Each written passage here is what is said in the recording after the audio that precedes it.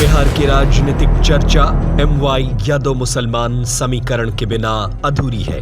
कारण है बीते 3.5 दशक से इस समीकरण ने न सिर्फ लालू प्रसाद के राष्ट्रीय जनता दल को 1.5 दशक तक सत्ता सौंपी, बल्कि बाद के 2 दशक तक राज्य की राजनीति में एक ध्रुव बनाए रखा।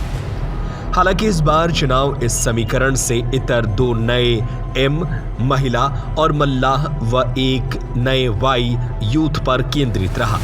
राजग ने सत्ता बचाने व विपक्षी महागठबंधन से सत्ता का सूखा खत्म करने के लिए इन्हें साधने की राजनीति को ही चुनाव प्रचार के केंद्र में रखा। हालांकि 2 नए M में से एक M महिला और एक नए Y यूथ की गूंज पिछले चुनाव भी सुनाई दे गई थी। तब नाराज युवाओं ने विपक्षी महागठबंधन को करीब करीब सत्ता के करीब पहुंचा दिया था। हालांकि युवाओं को इस वर्ग की नाराजगी पर तब महिलाओं का राजग के पक्ष में समर्थन भारी पड़ा था। M4 मल्लाह की एंट्री। इस चुनाव में M4 मुसलमान ही नहीं, M4 मल्लाह की भी एंट्री हुई है। राजग की मजबूत अति पिछड़ा वोट बैंक में सेंध लगाने के लिए VIP के मुखिया मुकेश सहनी को डिप्टी CM पद का चेहरा बनाया। कहने को तो सहनी की स्वजातीय मल्लाह बिरादरी की आबादी 2.5% है, मगर सभी उपजातियों को मिला दे तो यह आंकड़ा 10% हो जाता है। मोदी सरकार के मखाना बोर्ड की स्थापना और इस बिरादरी के लिए किए गए कई अहम घोषणाओं के बीच सहनी को डिप्टी CM पद का चेहरा बनाने से कोसी, सीमांचल व मिथिलांचल में मुकाबला बेहद दिलचस्प हो गया।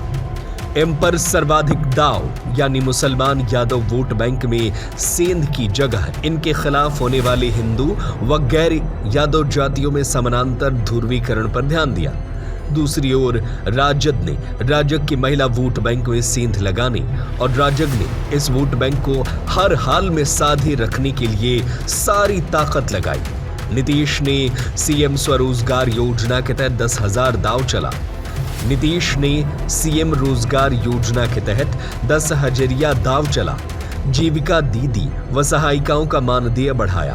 तेजस्वी ने जीविका दीदी की सेवा स्थायी करने 30,000 रुपए वेतन की घोषणा की। इसके अलावा सामाजिक सुरक्षा पेंशन 2500 रुपए करने का वादा किया। M पर सर्वाधिक दाव, नए Y पर सबका दाव। नए Y मतलब यूथ पर दोनों प्रमुख गठबंधन ने ही नहीं, नई नवेली जनसुराज पार्टी ने भी बड़ा दाव लगाया। जनसुराज ने पलायन, बेरोजगारी का मुद्दा उठाने के साथ व्यवस्था परिवर्तन के नारे से इस वोट बैंक को साधने की कोशिश की, तो तेजस्वी ने हर परिवार के एक सदस्य को नौकरी देने की घोषणा की। घोषणाओं की भरमार के बीच राजग ने भी संकल्प पत्र में 1 करोड़ रोजगार का अवसर देने का वादा किया। दरअसल राज्य में 29 साल से कम आयु के 1 करोड़ 70 लाख मतदाता हैं। जाहिर तौर पर यह वर्ग चुनाव परिणाम किसी भी दिशा में मोड़ने में सक्षम है। 18% मुसलमानों में नए नेतृत्व के लिए कुलबुलाहट। पुराने M यानी मुसलमानों में नए नेतृत्व के लिए कुलबुलाहट ने भी इस चुनाव में सबका ध्यान खींचा।